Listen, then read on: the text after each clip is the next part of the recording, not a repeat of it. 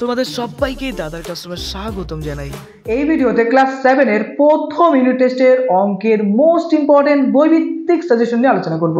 দেখো, অঙ্কে ভালো স্টুডেন্ট হওয়ার জন্য অবশ্যই প্রত্যেকটা চ্যাপ্টারের অঙ্কের কনসেপ্ট অর্থাৎ ধারণা পদ্ধতি ভালো করে জানো এবং তার সঙ্গে সঙ্গে রেগুলার বাড়িতে অঙ্ক প্র্যাকটিস করো। দেখবে তুমি একটা ভালো ম্যাথমেটিশিয়ান হতে পারবে। দেখো, যেহেতু সামনে এক্সাম, তাই সময় একদম নষ্ট করো না, যতটুকু সময় পাচ্ছ বাড়িতে মন দিয়ে পড়ো। চলো শুরু করছি তোমাদের ক্লাস 7 এর মোস্ট ইম্পর্টেন্ট অঙ্কের সাজেশন নিয়ে আলোচনা। প্রথম ইউনিট টেস্ট পরীক্ষায় তোমাদের 1 থেকে 7 নাম্বার লিসেন পর্যন্ত রয়েছে, তবে স্কুল ভিত্তিক এই সিলেবাস একটু চেঞ্জ হতে পারে, কোনো কোনো স্কুলে 8 নাম্বার চ্যাপ্টারও কিন্তু থাকে। আমি এই ভিডিওতে 1 থেকে 7 পর্যন্ত মোস্ট ইম্পর্টেন্ট প্রশ্ন সাজেশন দেবো।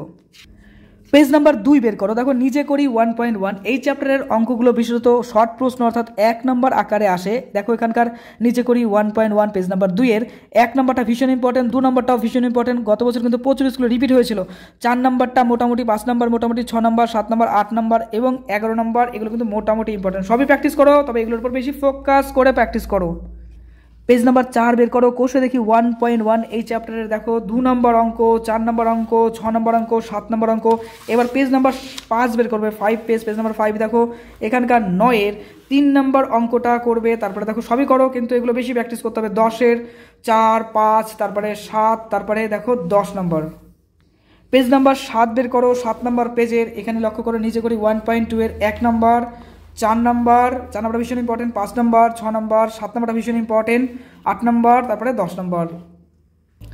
পেজ নাম্বার 10 বের করো। দেখো, কোষে দেখি 1.2 এখানকার 1 এর 1, 1 এর 3, তারপরে দেখো 3 নম্বর প্রশ্নটা 4 নম্বর এবং 7 নম্বর, 9 নম্বর। 9 নম্বরটা ভীষণ ইম্পর্টেন্ট। পেজ নাম্বার 14 বের করে। দেখো, কোষে দেখি 1.3 এই চ্যাপ্টারের অঙ্ক কমনের থেকে বড় কথা কনসেপ্ট ক্লিয়ার করতে হবে, অর্থাৎ এখানকার ধারণা যেগুলো আছে সেই ধারণাগুলো ক্লিয়ার করো। কমনের দরকার পড়বে না, আর এই ক্ষেত্রে কমন কিন্তু আসেও না, তবে সব প্র্যাকটিস করে নেও, তবে সেই ক্ষেত্রে কিন্তু একটা ভালো ধারণা বা কনসেপ্ট তৈরি হবে, এমনি করতে পারবে। ওকে, ইম্পর্টেন্ট বলতে এখানে দেখো 4 এর 2 নম্বর এবং 3 নম্বর। পেজ নাম্বার 17 বের করো। দেখো, এখানকার বর্গমূল নির্ণয়ের 5 এর সব প্র্যাকটিস করো, কিন্তু তার মধ্যে মোস্ট ইম্পর্টেন্ট A, C এবং F। 6 নম্বর, 7 নম্বরটা ভীষণ ইম্পর্টেন্ট, তারপরে 11 নম্বর চলে আসো, 12 নম্বর, তারপরে দেখো 15 নম্বরটা ভীষণ ইম্পর্টেন্ট এবং 16 নম্বর। পেজ নাম্বার 20 বের করবে। এই চ্যাপ্টারে বিশেষত পদ্ধতি জানতে হবে। তুমি যদি পদ্ধতি ভালো করে জানো, এই ক্ষেত্রে কমনেরও দরকার পড়বে না, আর এই ক্ষেত্রে পদ্ধতি জানতে হয়, কারণ কমনের ক্ষেত্রে কিন্তু এক্ষেত্রে বলা যায় না কিছু, কারণ 72 ডিগ্রি এখানে আছে, 72 বদলে 75 বা অন্য কোনো ডিগ্রি হতে পারে, আর চ্যাপ্টারটা খুবই খুবই খুবই সোজা। তো এখানকার ইম্পর্টেন্ট বলতে 3 নম্বরটা এবং 7 নম্বরটা, তবে আমি সব থেকে বেশি গুরুত্ব দিয়ে বলবো যে অবশ্যই প্র্যাকটিস করো, পদ্ধতি জানো।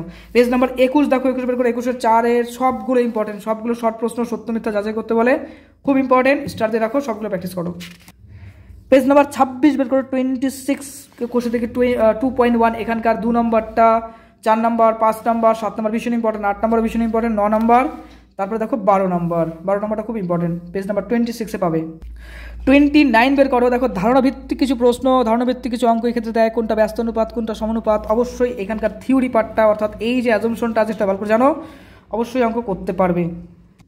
পেজ নাম্বার 30 বের করে। দেখো, কোষে দেখি 2.2 এখানকার ইম্পর্টেন্টগুলো যেগুলো রয়েছে, দেখো D number, E number, F number এবং এইচ নাম্বার। এবার নিচের দিকে আসো, দেখো এখানকার 2 এর সি নাম্বার, তারপরে এইচ নাম্বার, আর এখানে দেখো 3 এর সবগুলো করতে হবে, কারণ এগুলো শর্ট প্রশ্ন আকারে কিন্তু ইম্পর্টেন্ট। আর ধারণা যদি জানো মিশ্র অনুপাতের ধারণা বা অ্যাজাম্পশন বা থিওরি, তাহলে এমনি করতে পারবে। 4 নাম্বার ইম্পর্টেন্ট, 6 নাম্বার ভীষণ ইম্পর্টেন্ট। পেজ নাম্বার 32 বের করো, 32 বের করো। কোষে দেখি 2.3 এখানকার 2 নম্বর, তারপরে দেখো 4 নম্বর, 5 নম্বর, 6 নম্বর। এরপরের পেজ 33 পেজ বের করো। 33 পেজের 8 নম্বরটা, 9 নম্বরটা ভীষণ ইম্পর্টেন্ট, কারণ প্রচুর রিপিট হয় এই প্রশ্নটা। পেজ নাম্বার 35 বের করে। দেখো, নিচে করে 3.1 এখানকার সবগুলোই করতে হবে, ধারণা জানার দরকার রয়েছে। আর 4 যে প্রশ্নটা রয়েছে 4 সবগুলোই করো, 4 নম্বরটা বাদ দিতে পারো, আর 2 নম্বরটা। পেজ নাম্বার 37 বের করে। দেখো, ফর্মুলা রিলেটেড কিছু ম্যাথ কিন্তু এক্ষেত্রে দিতে পারে, প্রথম, চতুর্থ এবং প্রথম ইন্টু চতুর্থ পদ ইকুয়াল টু কি লিখতে পারে, দ্বিতীয় পদ ইন্টু তৃতীয় পদ। ক্লাস 10-এ গিয়েও কিন্তু এর অ্যাপ্লিকেশন অনুপাতে কিন্তু করতে হয়, তাই অবশ্যই ভালো করে এর অ্যাজাম্পশনগুলো বা ফর্মুলাগুলো ভালো করে জেনে নিও। পেজ নাম্বার 41 সরল অনুপাত কি, ব্যস্ত অনুপাত কি, অবশ্যই এই ধারণাটা জানো, ক্লাস 8-এ কিন্তু এর অ্যাপ্লিকেশন রয়েছে। পেজ নাম্বার 42 বের করে। দেখো, নিজে করি 3.5 এখানকার 2 নম্বরটা ভীষণ ইম্পর্টেন্ট, 3 নম্বরটা মোটামুটি ইম্পর্টেন্ট। এরপরে পেজ নাম্বার 43 বের করো। চ্যাপ্টারের নাম দেখো, কোষে দেখি 3, খুবই সোজা একটা চ্যাপ্টার, 3 নম্বরটা করবে, তারপরে দেখো 4 নম্বরটা করবে। নেক্সট পেজ নাম্বার বের করবে এটা 44, 44 পেজের 9 নম্বরটা ভীষণ ইম্পর্টেন্ট, 10 নম্বরটা মোটামুটি। আর নেক্সট পেজে দেখো 45 পেজের বিশেষ করে 12 নম্বরটা ভালো করে প্র্যাকটিস করে রেখো। পেজ নাম্বার 68 বের করে দেখো, কোষে দেখি 4, পূর্ণ সংখ্যার যোগ বিয়োগ গুণ ভাগ, একদম সোজা একটা চ্যাপ্টার, এই ক্ষেত্রে কমনের একদম দরকার পড়বে না। কনসেপ্ট ক্লিয়ার করো, ধারণা ক্লিয়ার করো, এই চ্যাপ্টারে যে কোনো অঙ্ক নিজেই করতে পারো। দেখো প্র্যাকটিসের এই প্রশ্নগুলো আমি বলবো যে করে রাখো, কিন্তু এর পাশাপাশি যদি ধারণা তুমি রেডি করো, এখানকার যে কোনো প্রশ্ন দিলে তুমি করতে পারবে। মেনলি যোগ বিয়োগ গুণ ভাগ যেটা রয়েছে সেটার কনসেপ্ট ক্লিয়ার করো, অবশ্যই আমি কনসেপ্টের উপর গুরুত্ব দিতে বলবো। পেজ নাম্বার বের করো 69, এখানকার ইম্পর্টেন্ট প্রশ্ন হিসাবে 4 নাম্বার, 5 নাম্বার এবং 6-এর সবগুলো প্র্যাকটিস টাইপ। এক্ষেত্রে টাইপটা কিন্তু গুরুত্বপূর্ণ, প্লাসের ক্ষেত্রে কি হয়, মাইনাসের ক্ষেত্রে হয় কি হয়, প্লাস মাইনাস কি, তারপর ক্ষেত্রে মাল্টিপ্লিকেশন ডিভিশনের ফর্মুলাগুলো কি, অবশ্যই সেগুলো খেয়াল করো। 9-এর সবগুলো করে রাখো, মান নির্ণয় করো। কনসেপ্ট ক্লিয়ার করলে এগুলো দরকার অতটা ইম্পর্টেন্ট পড়বে না, এমনি করতে পারবে। 72 পেজ সূচকের ধারণা, দেখো পাওয়ার রিলেটেড কিছু প্রশ্ন হয়। 5.4-এর এগুলো তো করবে, সঙ্গে সঙ্গে কনসেপ্টও ক্লিয়ার লাগবে। এই ক্ষেত্রে কনসেপ্ট ক্লিয়ার করো, অঙ্কে রাজা হয়ে যাবে। পেজ নাম্বার 73 বের করো, এখানকার 3 নাম্বারটা দেখো, যে কোনো সংখ্যার উপর যদি 0 লিখে সেটা 1ই হয়। a to the power 0 = 1, 1 to the power 0 = 1, 5 to the power 0 = 1, 100 to the power 0 = 1, 11 to the power 0 = 1। Concept বলে এটাকে, এইভাবে তুমি পড়ো, সব পারবে, বুঝে বুঝে পড়ো, বুঝতে পারছো, এটাই বলতে চাচ্ছি। 75 পেজ বের করো, এখানকার 4 নাম্বার, 75 পেজের 4 নাম্বার এবং 5-এর সবগুলো করে রাখতে হবে। 76 পেজ কোষে দেখি 5, খুব ইন্টারেস্টিং একটা চ্যাপ্টার, এই চ্যাপ্টার আমার সলভ করে দেওয়া আছে, অবশ্যই ফলো করতে পারো। দেখো এখানকার 2-এর 2 নাম্বার, তারপরে 3-এর 1, 2, তারপরে 4-এর এই যে দেখো 1, 4, তারপরে 5-এর ক্ষেত্রে বলবো 3, 5 এবং 4, সবই করো, তবে এগুলো বেশি প্র্যাকটিস করো। পেজ নাম্বার 82 বের করো, দেখো সদৃশ পদ কি, অসদৃশ পদ কি, অবশ্যই এর কনসেপ্ট ক্লিয়ার করো। এই রিলেটেড কিন্তু অনেক সময় শর্ট প্রশ্ন করে, স্টার্টে রাখো। পেজ নাম্বার 84 বের করো, দেখো কোষে দেখি 6.1, এখানকার সবগুলো করো, আর একদম ইজি, কনসেপ্ট জানলে এমনি করতে পারবে। এরপরে পেজ নাম্বার বের করবে 85, এই চ্যাপ্টারও ফুল সলভ করে দেওয়া আছে, অবশ্যই ফলো করতে পারো। দেখো 4-এর সবগুলো, 5-এর সবগুলো আর 8-এর সবগুলো পেজ নাম্বার 85-এ পাবে। পেজ নাম্বার 94 বের করো, কোষে দেখি 6.2, এখানকার 1-এর 9 নাম্বার, 2 নাম্বার এবং বি নাম্বার, দেখো 9-এর AB। নেক্সট পেজ নাম্বার 95 বের করো, 95-এ দেখো বলছে যে ই নাম্বার, এফ নাম্বার, তারপরে 3-এর দেখো এই প্রশ্নটা পাবে 3 এবং 4, তারপরে দেখো 4-এর 4, 5, 6, 5-এর ক্ষেত্রে সি নাম্বার, তারপরে E number, F number, G number, 7 number এবং 11 নম্বর 95 পেজে। পেজ নাম্বার 97 দেখো নিচে করি 6.5-এর 5 নাম্বার, তারপরে দেখো 1 নাম্বার, 3-এর 1 নাম্বার, 3-এর 3 নাম্বার, 3-এর 5 নাম্বার।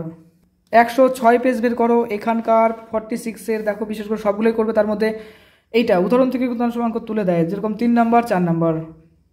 108 পেজ বের করো, কোষে দেখি 6.3, এখানকার 1-এর 2 নাম্বার, 8 নাম্বার, 10 নাম্বার, 12 নাম্বার এবং 2-এর যেটাতে আছে ডি আছে, ই আছে, এফ আছে, এল আছে, পি আছে, এগুলো ইম্পর্টেন্ট। তারপর পেজ নাম্বার 109, এখানকার 3-এর সবই করো, তার মধ্যে ইম্পর্টেন্টের মধ্যে বলবো 4, 5, এবার 4-এর দেখো বিশেষ করে সবই করো, তার মধ্যে 3, তারপরে 7, 8, 9, 10, 5-এর 1, 2, 5, 6। কম্পাসের সাহায্যে নির্দিষ্ট কোন অঙ্কর অর্থাৎ সম্পাদ্য করতে হবে, অর্থাৎ ছবি আঁকতে হবে, যেটাকে আমরা সম্পাদ্য বলি। এই ক্ষেত্রে ধারণা থাকলে অর্থাৎ পদ্ধতি জানতে হবে, কি পদ্ধতি বা প্রসেস জানলে সবই করতে পারবে। পেজ নাম্বার 115 বের করে দেখো, 115 উপর থেকে এখানে 90 ডিগ্রি আঁকতে গিয়ে এত ডিগ্রি কোন চাঁদার সাহায্য ছাড়াই আঁকতে হবে। এই ক্ষেত্রে যে কোনো একটা কোণ দিতে পারে, এটার বদলে অন্য কোনো কোণ বানিয়েও দিতে পারে, হয়তো 65 ডিগ্রি 60 ডিগ্রির জায়গায় 55 ডিগ্রি হতে পারে, 75 ডিগ্রি হতে পারে।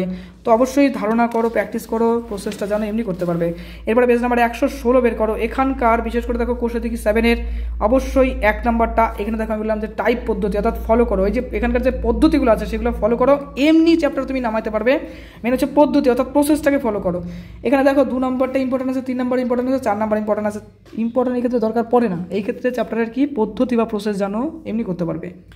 ওকে, তোমাদের ক্লাস 7-এর সব সাবজেক্টের বই ভিত্তিক সাজেশন দেওয়া হয়ে গেছে, অবশ্যই ফলো করো। পরীক্ষা চলে এসছে, মন দিয়ে পড়াশোনা করো, টার্গেট একটাই, সব থেকে সেরা রেজাল্ট তোমার করতে হবেই হবে। ওকে, দাদার ক্লাসে নতুন হলে অবশ্যই সাবস্ক্রাইব করে দাও। খুব ভালো থেকো।